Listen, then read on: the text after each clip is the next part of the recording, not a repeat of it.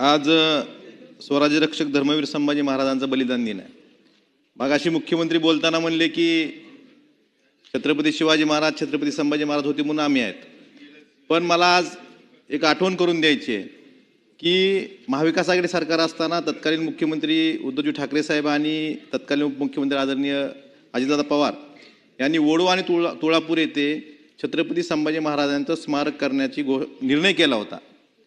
ह्या स्मारकाची परिस्थिती आज काय? अध्यक्ष महोदय, 2 टप्प्यात हे स्मारक होणार होतं. पहिला टप्पा 282 कोटीचा होता, दुसरा टप्पा 250 कोटीचा होता. नाही ह्याचं कोर्टातलं काय? बरं ठीक आहे, उत्तरात सांगा तुम्ही. मला एवढंच विचारायचं आहे की 24-25 मध्ये ह्याला 30 कोटी रुपये निधी दिला गेला, 25-26 मध्ये 46 कोटी रुपये निधी दिला गेला, 25-26 मध्ये ह्याला 75 कोटी रुपये तरतूद होती.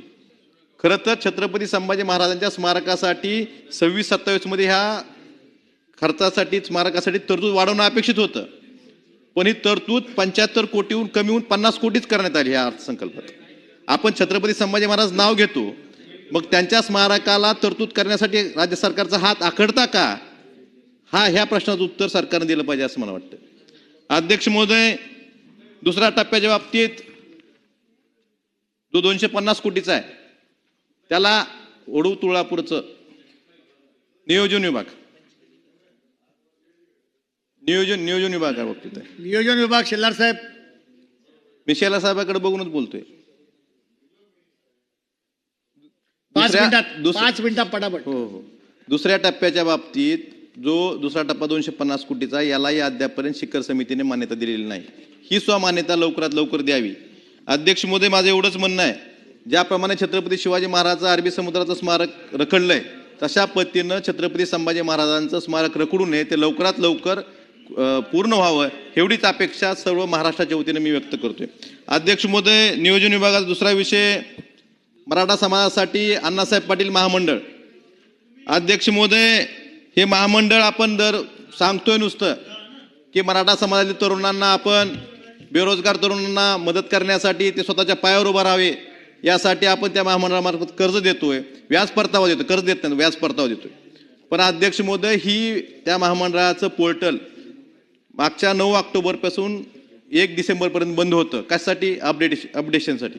म्हणजे चालू केलं, नंतर काय झालं? अध्यक्ष महोदय, महामंडळानं ही योजना कोणासाठी आहे? ही बेरोजगार तरुणांसाठी योजना आहे. परंतु महामंडळातल्या काही अधिकाऱ्यांनी कर्ज कोण देतं? बँक देते. पण यांनी उत्पन्नाची मर्यादा नाही, उत्पन्नाची अट टाकली. शेलार साहेब, तुम्ही, माझी विनंती आहे, एक ऐकून घ्या. उत्पन्नाची अट टाकली बेरोजगारांना. जर तुम्हाला 20 लाख रुपये कर्ज पाहिजे असेल तर तुमचं कुटुंबाचं उत्पन्न 8 लाख रुपये पाहिजे. बेरोजगार तरुणांकडे जर त्याच्या कुटुंबाचं उत्पन्न 8 लाख असलं, तुमच्याकडे कशाला कोण कर्ज मागायला येईल?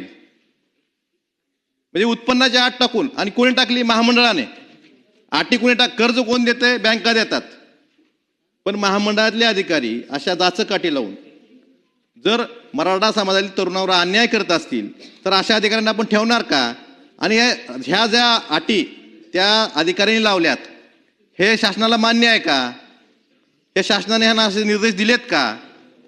जर असं कोण जाचकाठी लावून आधी रोज 400 LOI निघायचे, आज दिवसाला 50 LOI सुद्धा निघत नाहीत. उत्पन्न जर कुणाचंही कुटुंबाचं असलं, 5 एकरचा एखादा शेतकरी असेल, शेतकरी कुटुंबाचं उत्पन्न 8 लाख रुपये कसं होऊ शकतं हे सांगावं सरकारनं समजून. सोयाबीनचा शेतकरी असेल, ऊसाचा शेतकरी असेल तर 8 लाख रुपये उत्पन्न कसं होऊ शकतं? उत्पन्नाची अट असते का LOIला कुठं? ही अशा जाचकाठी लावून जर हे महामंडळ बंद पाडायचं असेल आणि मराठा समाजावर अन्याय करत असेल तर ह्यावर सरकारनं कारवाई करणं गरजेचं आहे. नाहीतर हे अधिकाऱ्याचं मत, म्हणजे हे अधिकारी जे अटी लावतात ह्या सरकारच्याच अटी आहेत असं समाजात समज होईल. अध्यक्ष महोदय, दुसरी योजना सारथी शिष्यवृत्ती योजना चालवली जाते विद्यार्थ्यांसाठी, NMMS. ह्यात काय असतं अध्यक्ष महोदय? प्रति महिन्याला जे गुणवंत विद्यार्थी आहेत शाळेतले 7वी 8वी, त्या विद्यार्थ्यांना आपण प्रति महिना 800 रुपये अशी शिष्यवृत्ती देतो सारथीमार्फत. पण ही शिष्यवृत्ती सुद्धा गेल्या 2 वर्षापासून दिली गेलेली नाही. आणि आता NMMS ची परीक्षा देऊन सुद्धा विद्यार्थ्यांना जर तिथं अर्ज करायचा असेल तर ती पोर्टल सुद्धा संपवतो, महत्वाचा विषय आहे. पोर्टल सुद्धा बंद आहे. मग ही योजनाही बंद करायची का? सरकारला ही योजना बंद करायची का? हाही प्रश्न सगळ्या पुढे आहे. त्यामुळे सरकारनं याबाबत स्पष्टता देणं गरजेचं आहे. अध्यक्ष महोदय, महत्वाचा शिक्षण विभागाच्या बाबतीत बोलायचं झालं तर आपली मागच्या वर्षीपेक्षा, शिक्षण मंत्री महोदय या ठिकाणी आहेत, मागच्या वर्षीपेक्षा यावर्षी तरतूद कमी झाली. आपण एका बाजूला विद्यार्थ्यांना शालेय पोषण आहार देतो, त्यांना यावेळेस स्कूल बॅग देतो, गणवेश देतो, परंतु ज्या मूलभूत सुविधा आहेत, मूलभूत सुविधा म्हणजे धोकादायक वर्ग खोल्यामध्ये विद्यार्थी शिक्षण घेत आहेत, शौचालय नाहीत, पिण्याच्या पाण्याची व्यवस्था नाही, आणि आपण फक्त जर जिल्हा नियोजन समितीच्या 5% निधीवर ही सगळं सोडून देत असाल तर हे योग्य नाही. अध्यक्ष महोदय, आधी सर्व शिक्षा अभियानामधनं केंद्र सरकार वर्ग खोल्या देत होतं, शौचालय देत होतं. आता समग्र शिक्षा अभियानामध्ये केंद्र सरकारने वर्ग खोल्या देणं बंद केलंय. तर माझी विनंती आहे की यासाठी राज्य सरकारनं शासन स्तरावरनं यासाठी तरतूद करणं गरजेचं आहे असं मला वाटतं.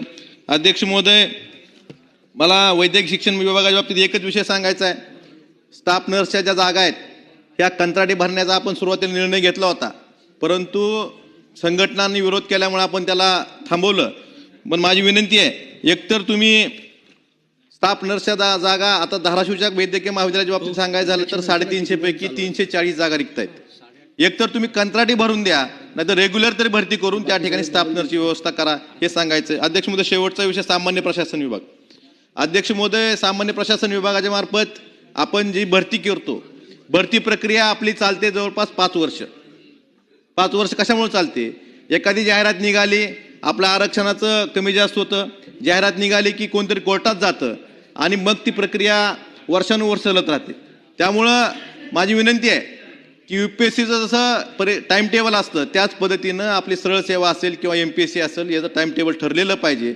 आणि ज्यावेळेस तुम्ही एखाद्या कुठलाही विभाग जाहिरात काढतो, जाहिरात करण्याच्या आधी विधी व न्याय विभागाची त्याला मंजुरी घ्यावी आणि अशी जाहिरात काढावी की कुणालाच ती कोर्टात चॅलेंज करता येऊ नये. त्यामुळे भरती प्रक्रिया वेळेत पूर्ण होईल. आणि दुसरा शेवटचा राहील महत्वाचा विषय बिंदू नामावलीत. कुठलीही जागा भरायची म्हणलं किंवा कुठली भरती प्रक्रिया करायची म्हणलं बिंदू नामावलीचा विषय येतो.